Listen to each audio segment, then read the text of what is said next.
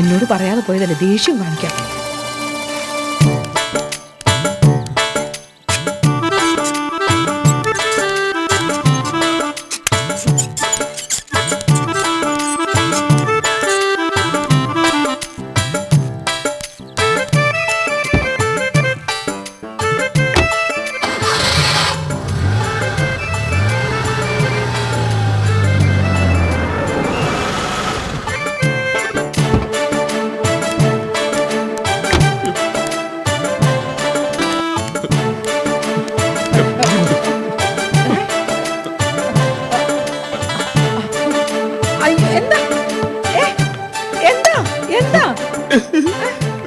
അയ്യോ, ചേട്ടൻ വിസ വന്നോ?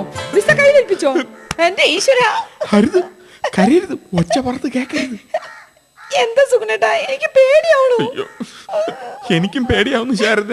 പക്ഷെ നമ്മൾ സമയം കണ്ട, പേടി കൊണ്ട് സംയമനമൊന്നും നേരെ പറയാൻ പോലും എനിക്ക് പറ്റുന്നില്ല. നമ്മൾ സംയാശം വിടരുത്. ചേട്ടൻ കാര്യം പറ. ഞാന് കാർ ഒരുത്തനെ കൊണ്ട് ഇടിച്ച്. വേറെ ആരും കണ്ടില്ല, ചെവി അറിഞ്ഞിട്ടില്ല, അത്ര സീരിയസ് ഒന്നും അല്ല. എന്നിട്ട് ആളെ ആശുപത്രി കൊണ്ടുപോയി ആക്കിയോ? അയ്യോ, അപകടം നടന്നു കഴിഞ്ഞാൽ എടുക്കേണ്ട മുൻകരുതലുകൾ പ്രധാനം എന്താണെന്നറിയോ? എത്രയും പെട്ടെന്ന് സ്പോട്ടിൽ നിന്ന് വലിയ, മനസ്സിലായില്ലേ?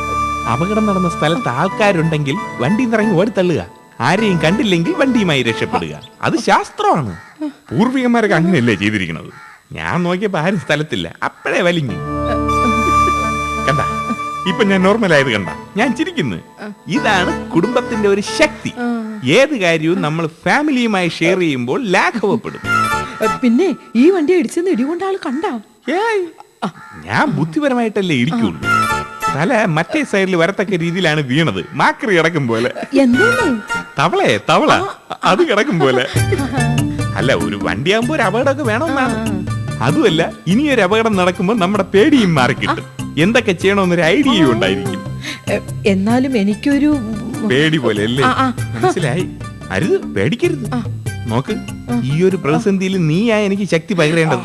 ഭാര്യയാണ് ഭർത്താവിനെ പ്രോത്സാഹിപ്പിക്കേണ്ടത്. സുഗുണേട്ടാ, പേടിക്കണ്ട, ഞാൻ കൂടെയുണ്ട്. വണ്ടിയാകുമ്പോ ഇതൊക്കെ പതിവുള്ളത് തന്നെ. ചേട്ടന് നാത്തൂന് ഇല്ലാത്ത സമയം നോക്കി വണ്ടി എടുത്തോണ്ട് കറങ്ങാൻ പോകുമ്പോ ഇനി കുറച്ചുകൂടെ സൂക്ഷിക്കണം. അങ്ങനെയൊക്കെയുള്ള തത്വശാസ്ത്രങ്ങൾ പറഞ്ഞ് എനിക്കൊരു ഉണർവ് തരണം. സുഗുണേട്ടൻ വിഷമിക്കണ്ട, ഞാൻ കൂടെയുണ്ട്. ധൈര്യമായിട്ടിരിക്കേ. ഒരടി ഇടിക്കാത്ത കാറൊന്നും കാറല്ല. മതി, എനിക്കത് കേട്ടാ മതി. എന്നാലും എന്നെ കൂടി ഒന്ന് പോട്ട് അടുത്ത ഇടിക്കാവട്ടെ. നിന്നെ കൂടെ ഞാൻ കൊണ്ടുപോകാം കേട്ടാ. കൊണ്ടുപോകും. നിന്നെ ഒരിക്കൽ ഞാൻ കൊണ്ടുപോകും. ഇന്ന് വേണ്ടുമല്ലേ.